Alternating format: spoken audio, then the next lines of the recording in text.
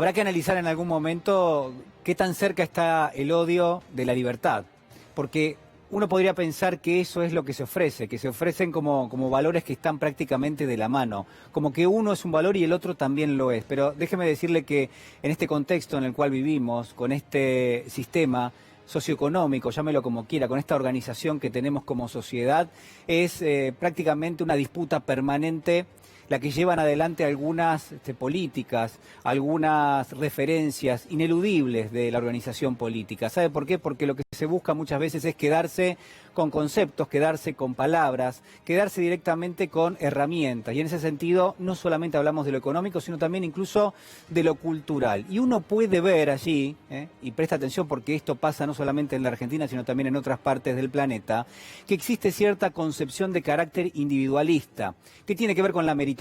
Ya hemos hablado de estas cuestiones, pero al mismo tiempo hay otras lecturas que hacer si uno se planta en términos del yo como el epicentro de todo lo que sucede en una sociedad. Si uno es individualista, seguramente habrá escuchado la lectura de que cuando uno vive en democracia, bueno, aquello que se ejerce es precisamente la libertad, o aquello a lo que se aspira es el ejercicio de la libertad. Que la libertad, junto con ese yo o ese individuo, en un contexto democrático, bueno, precisamente es el valor supremo. La pregunta es, ¿qué significa todo eso? ¿Qué significa cuando el expresidente Macri habla del cercenamiento de las libertades? ¿Qué significa para estos señores, por ejemplo, que usted veía en pantalla, el libre ejercicio de esas libertades? Escuchémoslo al expresidente Macri.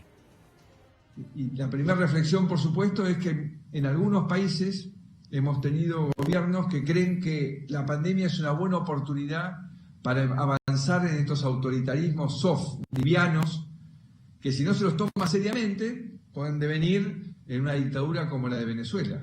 Entonces hay que estar muy claros y muy firmes que no hay que confundir la pandemia como una herramienta para afectar nuestras libertades, empezando por la libertad de expresión, por la independencia de los poderes, el funcionamiento de la justicia o la propiedad privada, ¿no? Creo que hay que dejar muy claro eso y por suerte veo que las democracias sanas van a salir fortalecidas de este proceso y las que van a ser afectadas son las que tenían debilidades anteriores, pero las fuertes van a salir fortalecidas frente al populismo. Claro, el contexto no es indiferente. Este hombre está hablando en función de qué, en función de algo que sucede en la realidad, pero que fíjese que él no menciona, que es que tenemos una pandemia, que existen muchísimas restricciones de carácter sanitario que son lógicas y que son obvias en función de lo que está pasando en el resto del planeta y también lo que está pasando en la Argentina, donde hay muertos todos los días y donde hay miles de casos de contagios permanentemente. Entonces, la verdad que en ese sentido no es indiferente que se planteen cuestiones como esta que usted ve en pantalla, ¿no? Donde se dice, por ejemplo, el señor Morales Solá dice, coronavirus en la Argentina, la cuarentena está en conflicto con la libertad. Es la misma línea que esbozaba recién el expresidente Macri. ¿Y sabe cuál es el problema? El problema es qué se entiende por esto. Y lo que se entiende, lo que entienden ellos, Morales Solá, Macri, es que la libertad es aquello que no les pone ningún límite, que pueden hacer lo que quieran. Esto es lo que de alguna manera ellos están poniendo en juego. Y ese es un problema. ¿Sabe por qué? Porque hay un problema fundamental, que es que todos tenemos que convivir. Y que si una persona no quiere respetar los límites, claramente está cruzando prácticamente al terreno de la otra, que los derechos de uno terminan donde comienzan los de la otra persona y eso no está presente ni siquiera en la discusión a propósito de la libertad. De hecho, estas personas, Morales Solá, Macri, tome a quien quiera, lo que hacen es ponernos enfrente una figura que se llama libertad, pero que es un abstracto absoluto.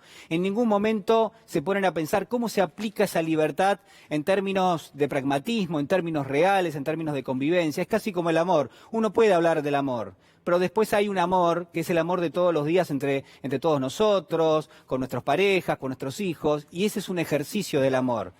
Eso es parte de la realidad. Lo que se discute en términos de la libertad es prácticamente lo mismo. Se discute un abstracto, pero al mismo tiempo muchas veces se vuelve uno ambiguo. ¿Ambiguo cómo? Ambiguo como el expresidente Macri tuiteando en el día de ayer, ¿no? Pone libres, feliz día de la independencia, hace caso omiso a lo que estaba pasando en la Argentina, hace caso omiso a las movilizaciones que obviamente blandían una cantidad de violencia y de odio realmente muy relevante. Y yo le voy a explicar por qué esto deriva en estas actitudes. ¿Sabe por qué? Porque la concepción que existe en torno a la libertad es que no vale absolutamente nada el respeto por el otro, de que no hay restricciones posibles, de que no hay limitaciones, de que uno puede hacer lo que quiere. Y lo que se ha hecho es lo que querían, porque no había limitaciones y no había restricciones. Y esto no es una casualidad. Esto pasa precisamente porque cuando no existen esos elementos que están siendo convocados permanentemente en el juego de la democracia, pero porque todos tenemos que convivir, cuando esos elementos se retiran de escena, lo que pasan son estas cosas. Lo que pasa es la violencia, lo que pasa es el odio, de eso es de lo que estamos hablando. Si nos atenemos a la libertad de carácter individual, esta que yo le comentaba recién, mire, no es casualidad que uno pueda tocar los 3 o 4 temas de la semana, los más importantes en términos periodísticos y también en términos sociales, y haya un hilo conductor entre todos ellos. Y si no, fíjese lo que pasa en materia del ejercicio del periodismo. Un ejercicio que en algún punto ha convocado a un sector del periodismo que lo que dice es que se atenta contra la libertad de prensa. Y yo les pregunto a esos señores, y poniéndolo en términos del ejercicio periodístico, y si de alguna manera lo que ellos pretenden es que no haya ningún filtro, ni de la ley, ni prácticamente de un escrutinio público a propósito de lo que van haciendo. ¿Les parece que todo vale lo mismo? ¿Les parece que en el ejercicio del periodismo vale también utilizar información clasificada, utilizar espionaje ilegal, y que eso precisamente cada vez que recibe una crítica es un atentado contra el periodismo? Y sabe usted que eso no es así, que ninguno tiene privilegios y los periodistas tampoco lo tienen, sobre todo cuando pasan por encima de la ley y cuando vulneran derechos de otras personas. De la misma manera uno podría trasladarse al ámbito del Estado. ¿Cómo han recortado los poderes del Estado en los últimos años? ¿Sabe por qué? Porque un Estado débil implica que no hay controles, implica que esa libertad a la cual se aspira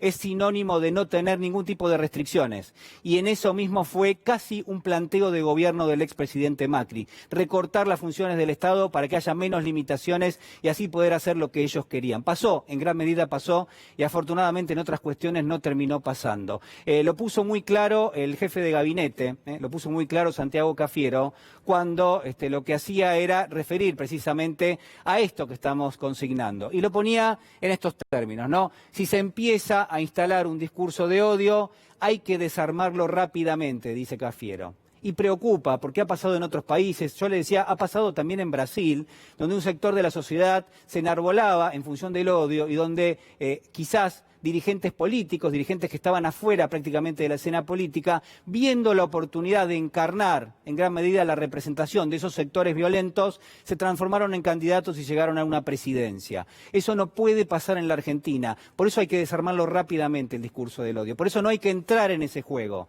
Sencillamente no hay que entrar en el juego del odio ni de la violencia. Por otro lado, déjeme decirle que el mismo simbolismo, los mismos significados, el análisis que hacíamos en términos periodísticos, también en términos del Estado, uno puede trasladarlo al ámbito de la pandemia.